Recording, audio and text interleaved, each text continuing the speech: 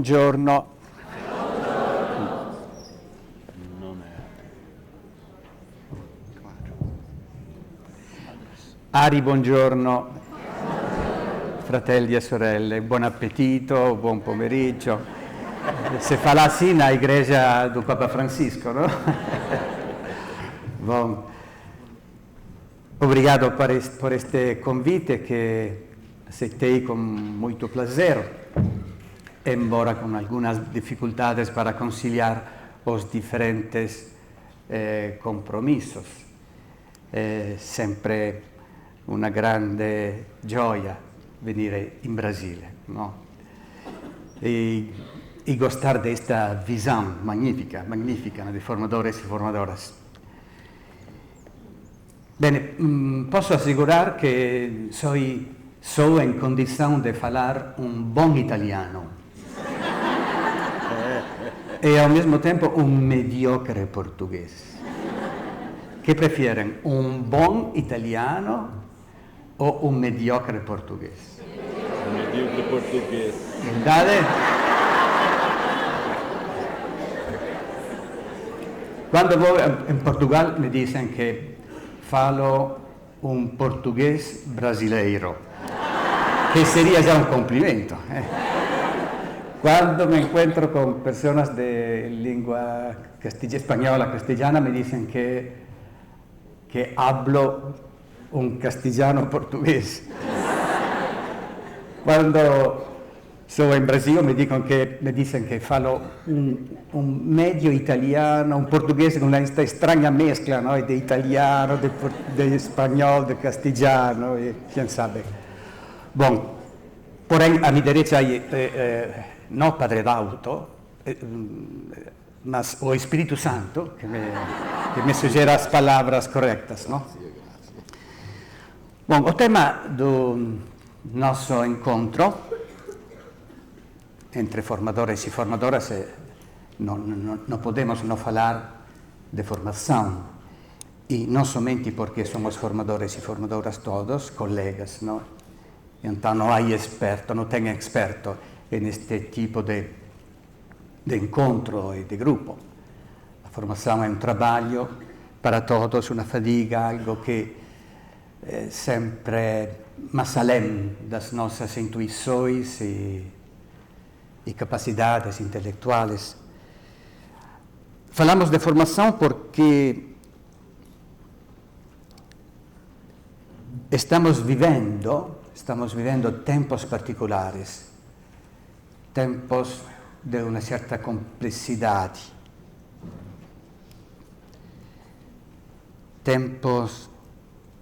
estes tempos da igreja de hoje, da igreja do Papa Francisco, tempos das nossas congregações, das nossas comunidades, dos nossos itinerários formativos,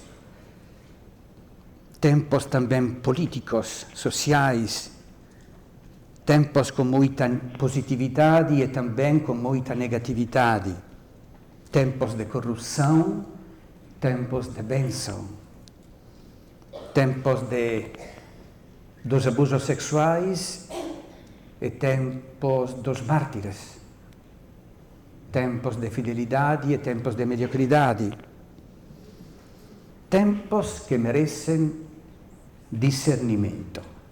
Esta palavra estratégica, sempre de Papa Francisco. Tempos que merecem e que precisam, que necessitam de escuta, a típica escuta da pessoa que crê e que busca em cada momento de sua vida a Deus.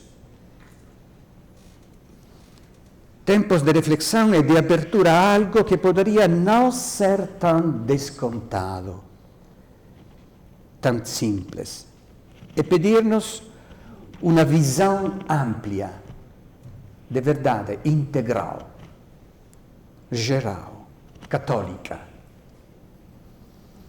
que parte de uma interpretação autêntica da vida consagrada. Autêntica no sentido bíblico, da palavra de Deus, como nos sugere o documento Vida Consecrata, a exortação pós-sinodal, que diz que ser consagrados hoje significa ter em nós os mesmos sentimentos do Filho. Vida consacrata número 61. Ter em nós os mesmos sentimentos do Filho. Não simplesmente actuar os comportamentos do Filho. Não simplesmente o registro clássico, não? Dos tempos antigos, o registro da sequela, o registro também bíblico, porém distinto destas palavras, diferente. O registro da sequela, da identificação, o registro da imitação, é distinto. Dizer que a vida consagrada significa ter em nós os mesmos sentimentos, esta palavra tão humana, tão psicológica, poderíamos especificar, que parece não tão importante quanto os sentimentos experimentamos em nós, também neste preciso momento, não? Os sentimentos muitas vezes são como emoções passageiras, não? Que parecem não deixar nada no nosso coração.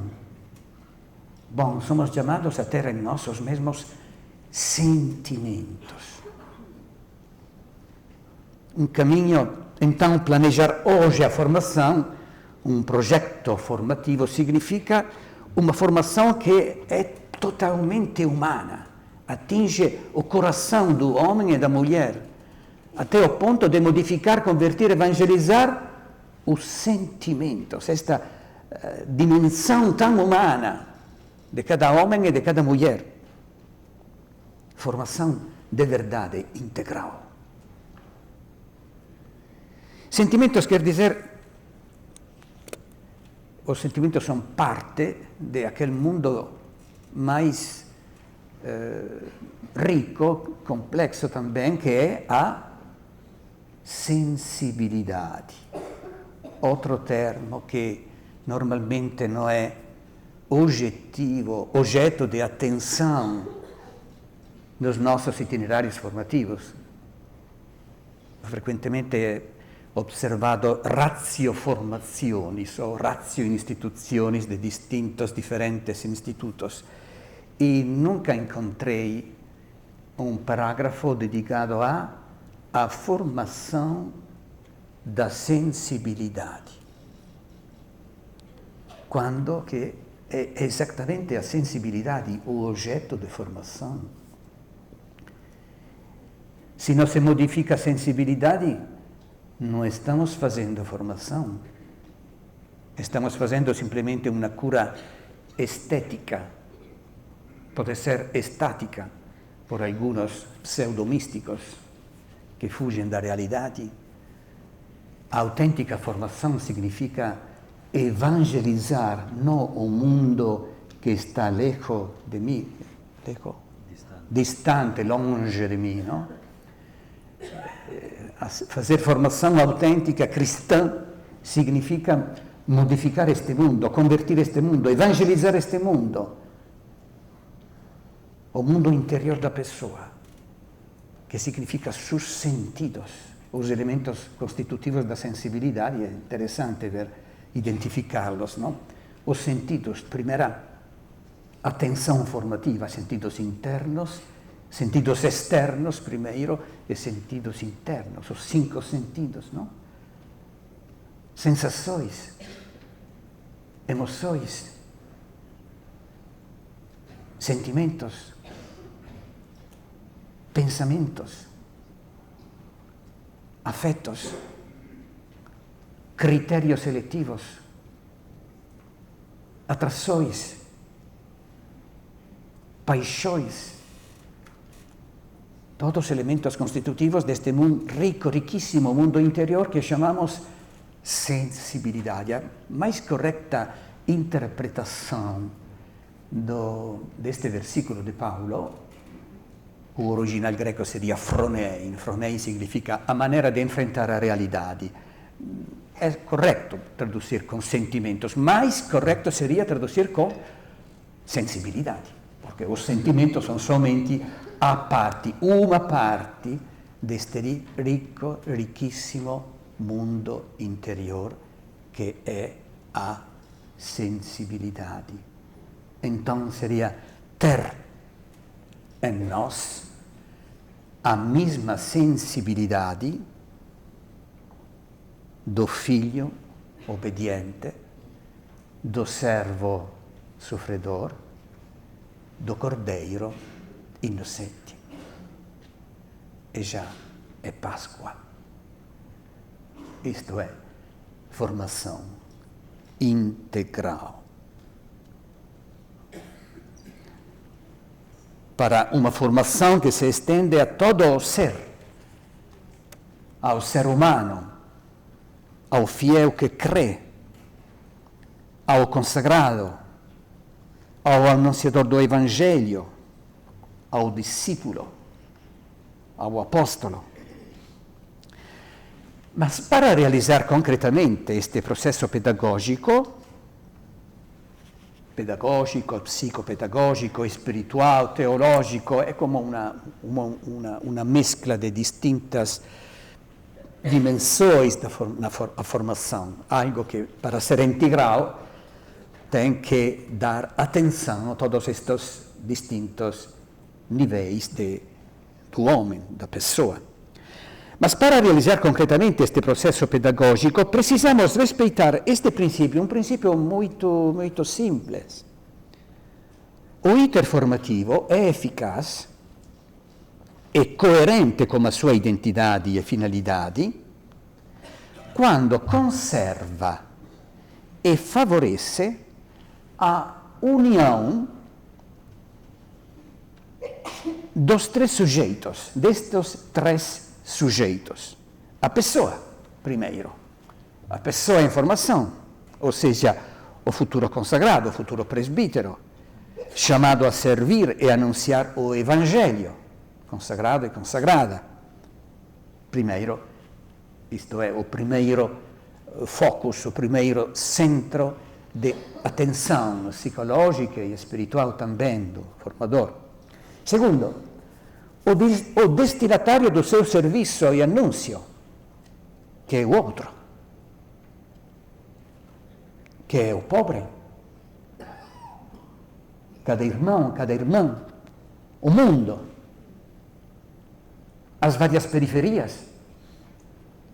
Nunca se pode esquecer este elemento. É autêntica formação se é algo que se refere a uma pessoa concreta, esta pessoa, este jovem, o sujeito em formação, porém sempre com este ponto de riferimento que é o outro, o que recebo na formação é para que eu seja capaz de oferecê-lo aos outros, ao mundo, aos pobres, àqueles que são que vivem longe da igreja, não? Este segundo elemento é importantíssimo, nunca pode ser esquecido. Terceiro, quem pode ser o terceiro elemento? O sujeito, a informação, o destinatário do anúncio, o homem de hoje, a mulher de hoje. E terceiro, o conteúdo do anúncio, o rosto de Deus, o Evangelho, a boa nova. Boa em todos os sentidos, que tem que ser percebida, experienciada, experimentada como boa, bela, bonita, verdadeira, por o sujeito em formação, para que seja capaz de oferecê-la, propor-la aos outros, também como boa notícia, bonita, extraordinariamente rica. O conteúdo do anúncio, o rosto de Deus que o anunciador transmite. Este rosto de Deus, rosto de misericórdia, de carinho, de ternura, de bondade. estamos fazendo a formação somente quando somos capazes de manter juntos, sempre inextricavelmente juntos, estes três elementos: o sujeito à informação, o destinatário do anúncio, o conteúdo do anúncio, o rosto de Deus. Se a formação exclui um deles, não é mais um autêntico processo formativo. Isto quer dizer que a formação é realmente um processo eficaz somente quando, em cada momento, estão presentes as três áreas que dialogam e interagem entre si. O projeto destes dias é de apresentar juntos, evidentemente, e não separados, estes três elementos, partindo de uma visão geral da situação da igreja hoje e da vida consagrada que estamos vivendo, e partendo mais precisamente de uma profecia. Temos necessidade hoje de profetas, não? Que vos parece? Temos uma grandíssima saudade, esta palavra tipicamente brasileira, não? Saudade de profecia, saudade de profetas, verdadeiros profetas. E encontrei esta profecia que provavelmente tem sido como esquecida. De quem? Bom, vamos primeiro a escutá-la. E vamos ver quem indovina? Quem adivinha? Adivinha o autor, o profeta. Esta é a profecia. A partir da crise atual, a profecia é datada somente um detalhe, o anno da profecia, 1969. Quase 50 anos de vida tem esta profecia. Então, provavelmente, poderia ser uma pessoa presente aqui, não? Com mais que 50 anos de idade. Esta é a profecia. A partir da crise atual, surgirá uma igreja desprovida de muitas coisas.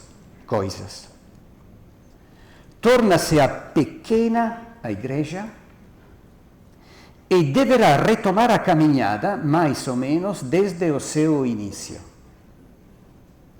Ela não será capaz de viver nos edifícios que ela mesma construiu em tempos de prosperidade. Com a diminuição dos seus fiéis, edifícios, seminários, casas religiosas, escolas, não? Com a diminuição dos seus fiéis, ela também perderá muitos privilégios sociais.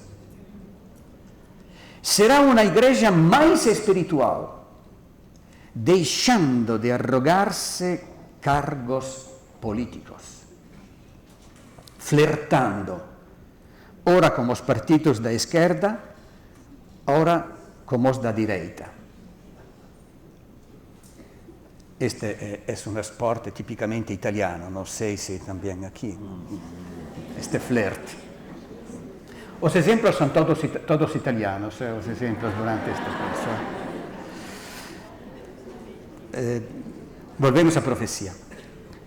Ela será pobre e se tornará a igreja dos pobres. Será um processo demorado, mas quando toda a labuta tiver acabado, surgirá uma igreja tendo uma grande autoridade, mais espiritual e simples. Nessa altura, os homens, as mulheres de hoje, descobrirão que habitam um mundo de solidão indescritível e, tendo perdido de vista Deus, experimentarão o horror de sua pobreza. Então, e só então, enxergarão o pequeno rebanho dos fiéis como sendo algo totalmente novo. Descobrirão como que uma esperança para si mesmos. A resposta que iam procurando secretamente desde sempre. Esta é a profecia maravilhosa, extraordinariamente verdadeira. Trata-se de uma intervenção numa rádio. Alguém descobriu o autor?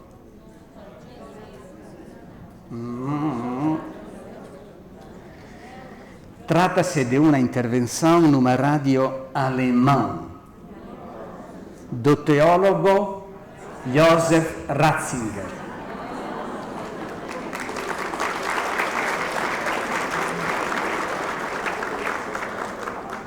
Sobre o futuro da Igreja, che foi recuperada e pubblicata in spagnolo per la rivista di Antropologia e Cultura da Pontificia Universidade Católica do Chile, o nome da rivista è Humanitas.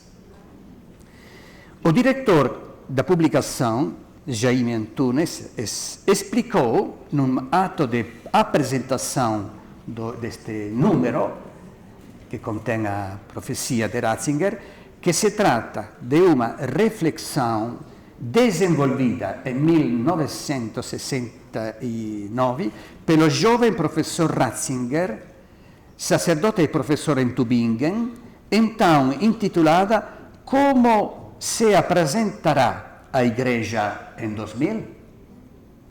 Eram anos turbulentos de protesto estudantil, do pouso na Lua, mas também das controvérsias quanto ao Concílio Vaticano II recentemente concluído. Ratzinger, dos protagonistas como esperto do concílio, tinha deixado a Universidade Turbulenta de Tübingen, onde encontrava várias dificuldades, se refugiando na cidade mais serena de Ratisbona.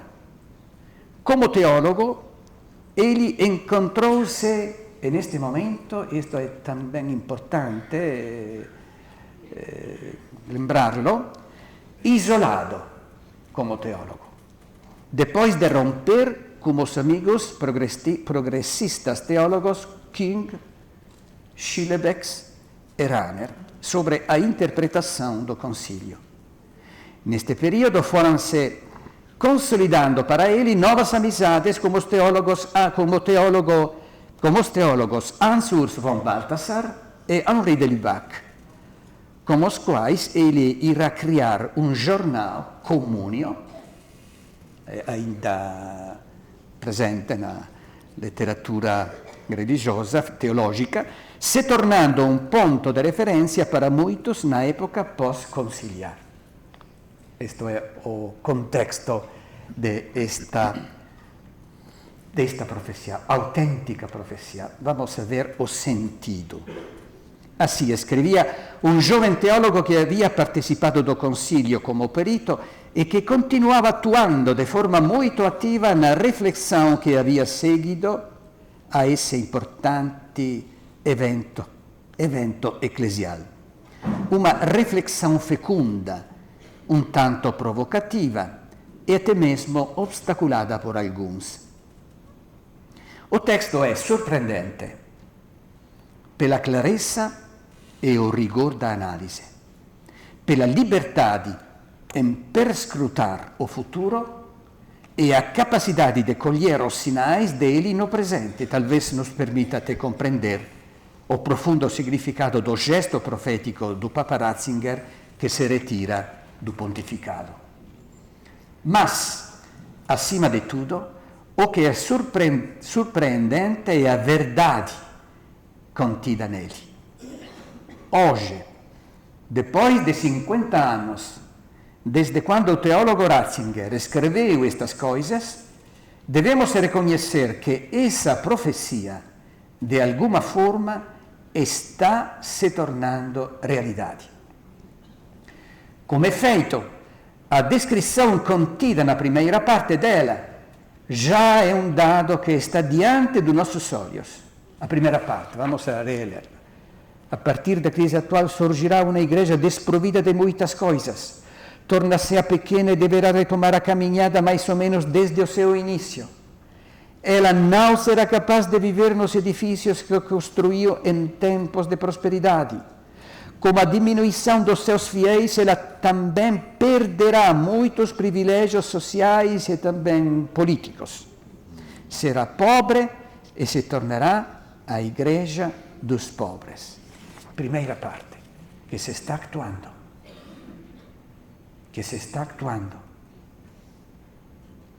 Mas também representa uma perspectiva promissora para o futuro. E em termos muito positivos.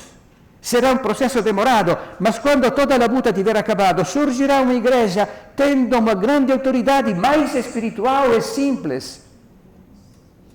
Nessa altura, os homens descobrirão a igreja.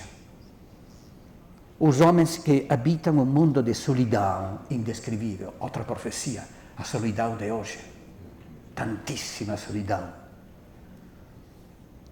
E tendo perdido de vista Deus, este mundo tendo perdido de vista Deus, experimentarão homens e mulheres o horror de sua pobreza espiritual, pobreza psicológica. Então, e só então, enxergarão o pequeno rebanho. É pequeno esse rebanho, como Jesus havia prometido, não? Tinha prometido um pequeno rebanho dos fiéis como sendo algo totalmente novo. Descobrirão como que uma esperança para si mesmos, a resposta que iam procurando secretamente desde sempre. E o que o teólogo Ratzinger diz com relação à igreja parece-me extensível e válido também para a vida consagrada. Pois, na vivência dela, podemos enxergar os mesmos dinamismos descritos acima. Esta vida consagrada de hoje que não será capaz de viver nos edifícios que ela mesma construiu em tempos de prosperidade, não? Como não ver uma actuação desta profecia nestes tempos? E, como efeito, como não entrevermos na profecia esboçada pelo Ratzinger, a parábola, algo que não é simplesmente uma constatação que vamos fazendo hoje, mas como uma reproposta de outro modelo bíblico. Um modelo bíblico exatamente que siga das palavras que seguem, que vem depois do versículo 5 do capítulo 2 da carta de Paulo aos Filipenses, não? Tenéis em vós os mesmos sentimentos de Cristo e allí há o himno da kenosis e exaltação. Bom, esta profecia contém exatamente esta lógica bipolar, tipicamente cristã. Kenosis primeiro e momento positivo depois. Parabola descendente e parabola ascendente. Uma espécie de morte e de vida nova. Un modello pasquale. Seguindo o esquema kenosis e exaltação tipicamente cristão, que juntamente com a igreja e atrás dela estão percorrendo todas as forças vivas e mais significativas que a representam em todo canto do mundo, tais quais as formas de vida consagrada, novas e velhas. Vejamos, pois, os traços essenciais desta profecia doble objeto e como ela também possa ser aplicada à vida consagrada, a vida que estamos vivendo hoje. Dá para entender mi terrível português? Sim. Dá? Bom.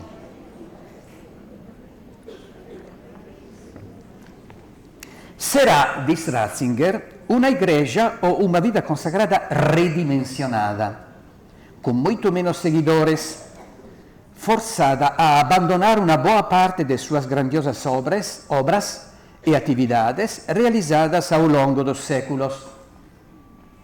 Será uma vida consagrada de minoria, perdedora e com pouca influência nas escolhas políticas, socialmente irrelevante e humilhada de alguma forma pelo fato de despertar menos vocações. É uma humilhação, não? Que sofremos, não? Esta de ser menos atraentes. E tornar-se menos atraente forçada a começar de novo desde o princípio. Mas também será uma vida consagrada que, através desta grande reviravolta, vai encontrar-se a si mesma e renascer simplificada e mais espiritual. Tanto é assim que os homens, as mulheres de hoje, redescobrirão a missão dela, algo que apenas a vida consagrada pode dar à Igreja e ao mundo. Então, diz Ratzinger, e só então enxergarão o pequeno rebanho dos fiéis como sendo algo totalmente novo, como uma esperança para si mesmos, a resposta que iam procurando secretamente desde sempre. Profecia esquecida me parece, ¿no? Porque no creo que sea tan conocida esta profecía, estas palabras.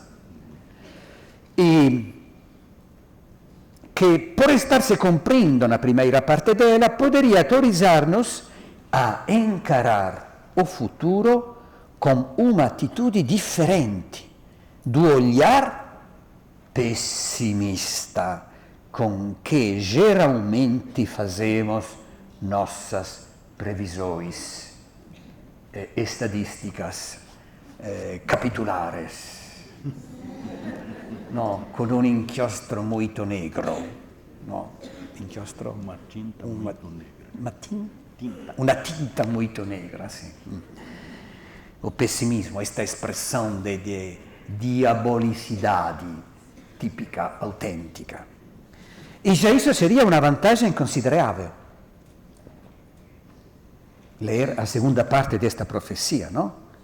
Que nos permite de encarar o futuro com uma atitude diferente do olhar pessimista de alguns, ou de muitos, não sei. Mas a profecia não é apenas uma antecipação do futuro. Não é apenas a certeza de algo novo, incomum e surpreendente que vai se cumprir apesar de tudo, dotado de uma força prodigiosa, mais forte do que nossos cálculos, destinados a ser desmentidos. Normalmente é assim, não? A profecia é também provocação que revela a verdade. Isto é o sentido autêntico e bíblico da profecia. A profecia não revela necessariamente ou somente o futuro, o revela o futuro enquanto está nascendo no presente, dando-nos indicações preciosas para que este futuro possa ser real.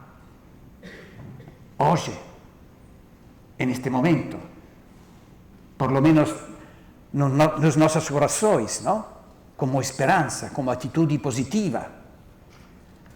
A profecia é também provocação que revela a verdade. Neste sentido, revela a verdade, algo que temos que realizar hoje, sem esperar demasiado tempo. Provocação que revela a verdade, ou aquele senso da história que só se desvenda com uma visão de conjunto da mesma história, do passado e do presente, de umas suas encruzilhadas essenciais e estratégicas, porque este registro, este esquema tipicamente bíblico, paulino, no? Kenosis e exaltação, é esquema clássico da vida espiritual, da formação, é o esquema pascal, não? A cruz de Cristo é o que revela ao grau mais elevado e claro e significativo e iluminante esta verdade. Que nos diz exaltação. A profecia baseia-se na memória. E mesmo graças a esse enraizamento no passado, corretamente interpretado, faz-nos adivinhar a direção a ser dada para o futuro. Porém, temos outro sentido nesta profecia que queria subrayar. Subrayar, se diz? Sublinhar. Na igreja, parece-me um princípio absolutamente fundamental e claro, e que muito de perto diz respeito também ao tema da formação. As relações fraternas. E as relações fraternas em tempos de solidão. Este poderia ser como o título do parágrafo. Relações fraternas, como somos chamados a viver nas nossas comunidades, porque a vida religiosa é um evento relacional.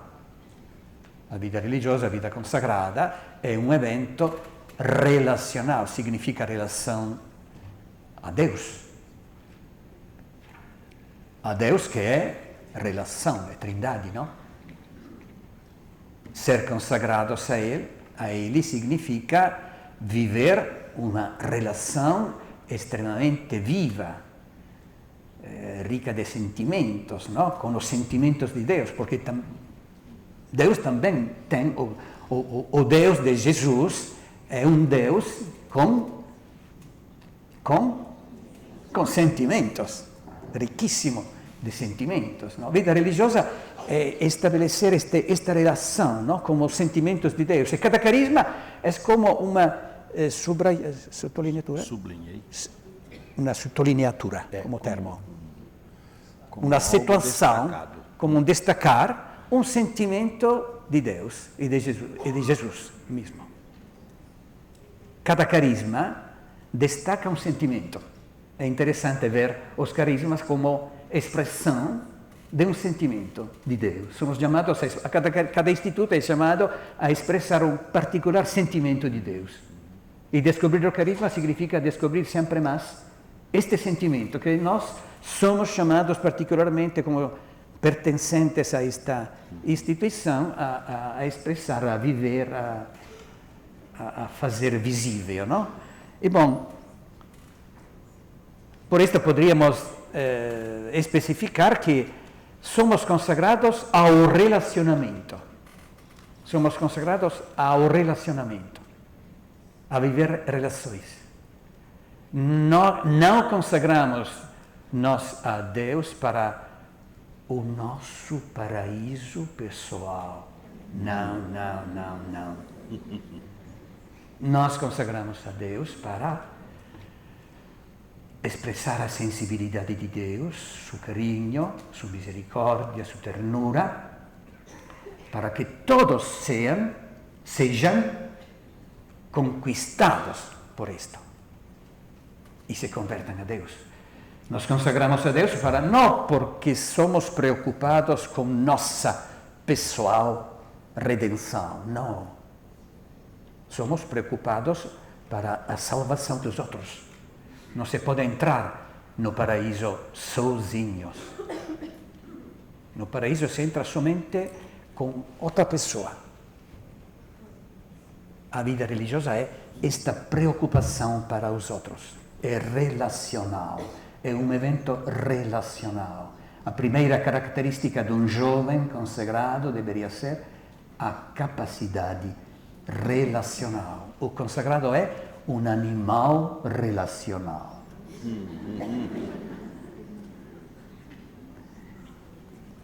E, de fato, a santidade que hoje temos que apresentar ao mundo é a santidade comunitária.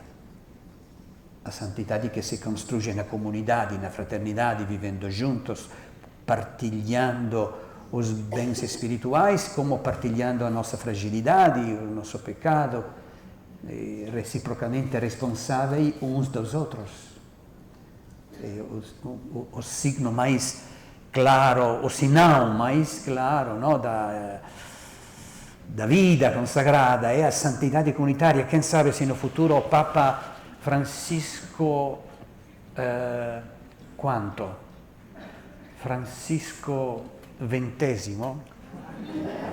20. Francisco XX canonizzerà in Plaza San Pedro una comunidade religiosa, não um indivíduo religioso que se ha santificado. Temos muitos religiosos santos já canonizados, parabéns, sinal de bom sinal, não? A vida religiosa é escola de santidade. Mas o sinal mais eficaz hoje seria de uma comunidade de irmãos que se santificaram juntos. E não porque o provincial fez esta seleção dos melhores da província, não.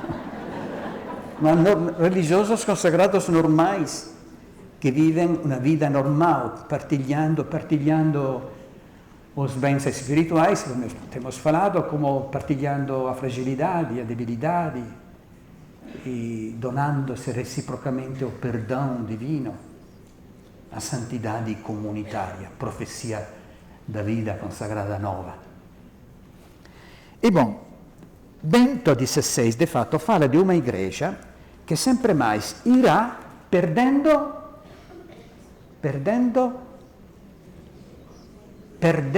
poder. Atenção às palavras. Uma igreja que perderá poder. É um fato negativo perder o poder? Não! Porque o poder é a deformação da autoridade. A autoridade é boa. A autoridade é necessária. O sentido da autoridade é, etimologicamente, é fazer crescer a autoridade, de augere, no? Latino. A autoridade é boa. Porém, lamentavelmente, muitas vezes na história a autoridade correu o risco de corromper-se. E a corrupção da autoridade tem este nome: poder. A autoridade é cristã, o poder é diabólico. Bom, o Papa, o professor Ratzinger, fala di uma igreja che sempre mais irá perdendo poder e irá tornar-se pequena e pobre, com pouca influência nas escolhas políticas, socialmente irrelevante. Oh, graças a Deus que todo isto se faz visível e real.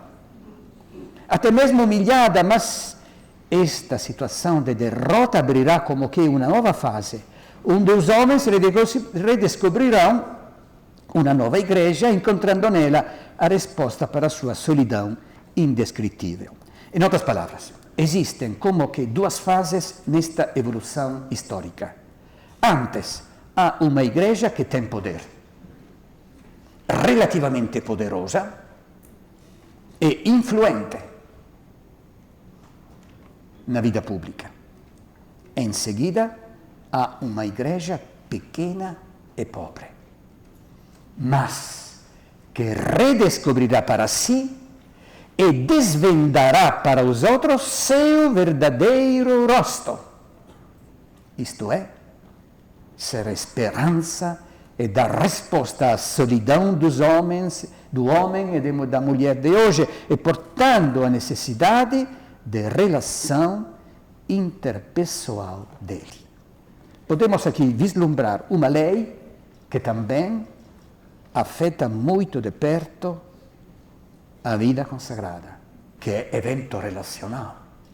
Temos falado antes, não? Uma lei que poderíamos definir assim: quando numa instituição a autoridade deforma-se para o poder que é o processo da corrupção da autoridade, aí também as relações interpessoais e as pessoas são extraviadas e oprimidas. Quando a autoridade se corrompe em poder, sofre imediatamente a relação. Ou a relação torna-se pobre e de baixa qualidade. Quer em nível humano, quer evangelico.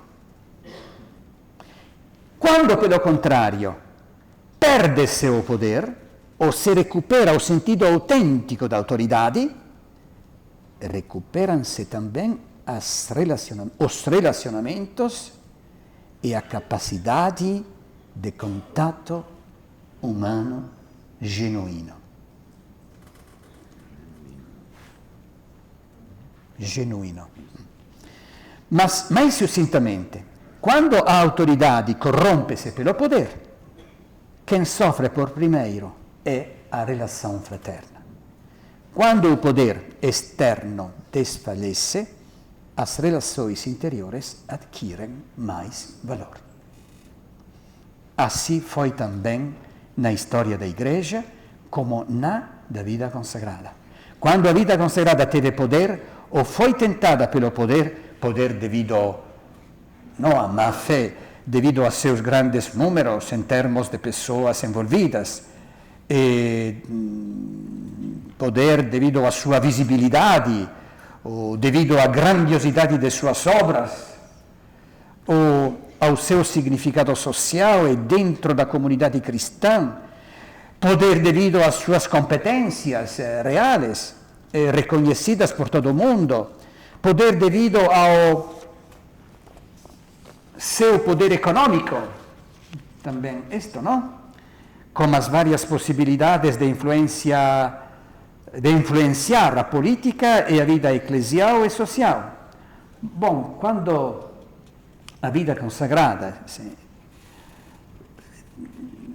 se encontrou com esta situação, não, de poder, de certo poder, a relação interpersonal dentro dela, bem como a Igreja, como o mundo em geral, perdeu o seu significado e importância ou foi vivenciada em termos competitivos, ou em qualquer caso tem sofrido. A autoridade está ligada de forma inseparável à relação interpessoal e a faz crescer. O poder, no entanto, que é uma corrupção da autoridade, é antirrelacional ou incapaz de relação.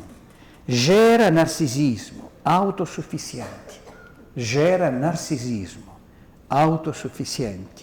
E delírio de se ter a si mesmo como único ponto de referência, como a história de muitos ditadores nos relata. Ou talvez, como uma nossa história recente um tanto triste, a história dos abusos sexuais dentro de nossas instituições religiosas nos conte de forma dramática.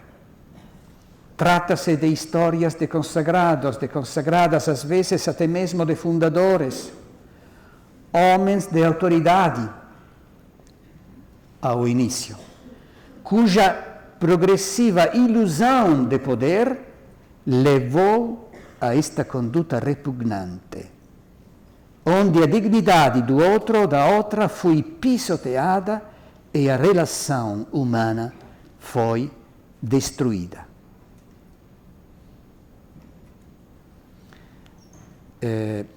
Se me permitem, fui comissário pontifício por 5 anos de uma instituição, assim chamada forma nova da vida consagrada, em la que o fundador, a coisa é pública agora, o fundador abusou de várias dezenas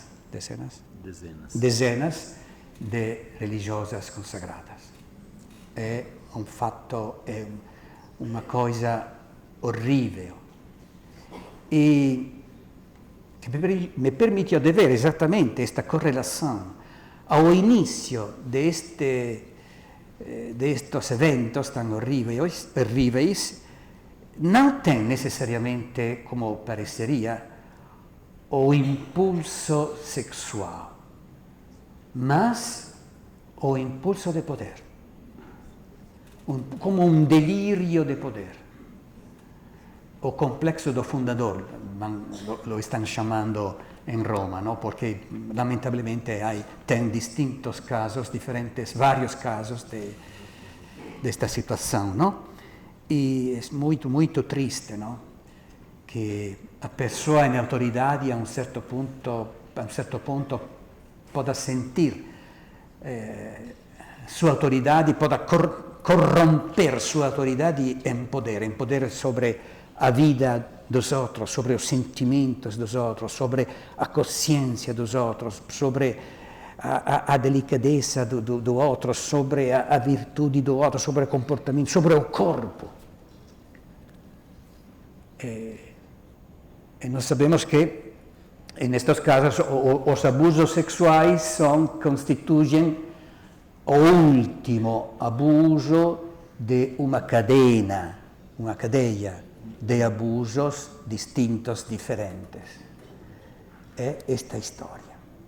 Quando a autoridade se corrompe em poder, a relação morre. Mas eu me pergunto se todos entenderam, e poderíamos dizer, talvez tenha sido preciso tocar estas tendências extremas para compreendermos a situação de contradição em que estávamos. Mas eu me pergunto se todos entenderam, e estamos entendendo na igreja e na vida consagrada, a gravidade e o significado desses eventos, que vai muito além da transgressão de poucos. Uma maneira muito defensiva de interpretar os abusos sexuais na igreja é un evento che si rifiere a todos, pochissimo, estadisticamente sono una minoria os che fizeron este tipo de conducta tan horrible, ¿no? A mayoría è fiel, a mayoría è casta, pura e santa. È una manera defensiva de leer estos eventos. Quando en una instituição como a igreja sucede isto, a transgressão de alguns, poucos, normalmente é a consequência da mediocridade de muitos. O problema é a mediocridade de muitos, de nós, todos. Há uma lei estadística, ¿no?, que diz: quando in una instituição se dá este tipo de eventos, como una minoría, ¿no?, ponemos a la izquierda, ¿no?, a minoría de dos abusadores sexuais reverendos, o pouco reverendos, muito pouco reverendos. Bom, se são poucos, e por alguns esta é como uma maneira de diminuir, ¿no?, a gravidade de estes eventos. São poucos também na direção oposta, os que vivem bem o celibato, vivem como a virgindade, não somente como uma virtude pessoal, mas de novo como um anúncio a todos os homens e mulheres que tem um espaço de virgindade no coração de cada homem e de cada mulher, porque virgindade significa esta relação, de novo, relação direta com Deus, que significa augustinianamente que o coração humano tem uma sede de afeto que somente Deus pode apagar. Bom, quem vive assim a virgindade? Comunicando a virgindade como bem de todos e não como escolha de alguns, de poucos. Há um espaço de virgindade em cada coração humano. Poucos os abusadores, poucos os que vivem neste sentido a virgindade. E no centro, que encontramos? A maioria feliz e alegre, a maioria que não comete escândalos sexuais. Não, sua conduta é aparentemente boa, correta, segundo a lei e os votos, porém é mediocre. sem paixão. Sem paixão. Como diz Apocalipse, não? Frios. No, Mornos. mornos. Mornos. Mornos. Este é o problema. Este problema, este evento dos escândalos sexuais, se poderia convertir em momento positivo se todos na igreja, na vida consagrada, tivéssemos este coragem de ver onde está o problema. O problema não está nesta minoria. Tolerância zero. Não. Não é suficiente, não. Outra maneira defensiva, invocar a tolerância zero. A verdade é que o escândalo nasce no centro. Quando em uma instituição tem este tipo de eventos, o problema, ou a transgressão de alguns, de poucos, normalmente é a consequência da mediocridade de muitos, da maioria. A responsabilidade, então, é geral. Esta seria a condição para que este evento tão negativo se converta em hora de Deus, provocando como um exame geral sobre a qualidade da nossa virgindade e não somente sobre a observância exterior. E vamos a terminar. Eu me pergunto se todos entenderam, e estamos entendendo na igreja, na vida consagrada, a gravidade e o significado desses eventos que vai muito além da transgressão de poucos, sendo, pelo contrário, responsabilidade de todos, que não é apenas fragilidade sexual do poderoso do momento, mas resultado de uma ilusão de poder que todos, de diferentes maneiras, tornaram possível. Quando tem um ditador, normalmente tem muitos que tinham permitido a esta pessoa, não? de corromper-se, não? De tornar-se pessoa com poder.